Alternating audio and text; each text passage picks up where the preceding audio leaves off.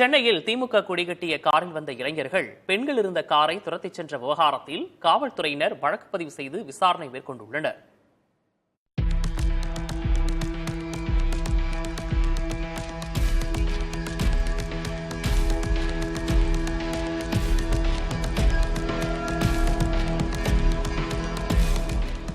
இரவு நேரத்தில் குடும்பத்துடன் பெண்கள் இருந்த காரை திமுக கொடி கட்டிய காரில் வந்த இளைஞர்கள் சிலர் துரத்தும் காட்சிகள் வெளியாகின.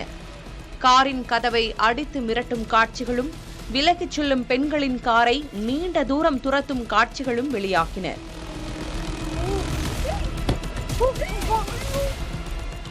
ஓரிடத்தில் அந்த இளைஞர்கள் காரை வழிமறித்து மிரட்டும் காட்சிகளும், பெண்கள் அஞ்சி அலறும் காட்சிகளும் அதில் இடம்பெற்றிருந்தன. இந்த காட்சிகளின் அடிப்படையில் சென்னை காவல்துறையினர் விசாரித்தனர். சம்பவம் எங்கு நடந்தது, அஞ்சி அலரும் பெண்கள் யார் என்ற விவரங்களை தேடினர்.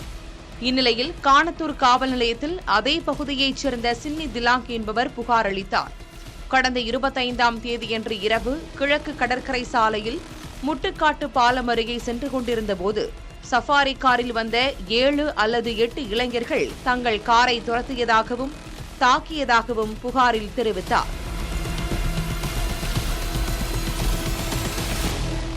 வீடு வரை பின்தொடர்ந்து வந்து மிரட்டியதாகவும் அவர்கள் மீது நடவடிக்கை எடுக்குமாறும் சின்னி திலாங் குறிப்பிட்டிருந்தார். புகாரின் பேரில் 4 பிரிவுகளின் கீழ் வழக்கு பதிவு செய்த காணத்தூர் காவல்துறையினர் சம்பந்தப்பட்ட இடத்தில் சிசிடிவி காட்சிகளையும் கைப்பற்றி ஆய்வு செய்து வருகின்றனர்.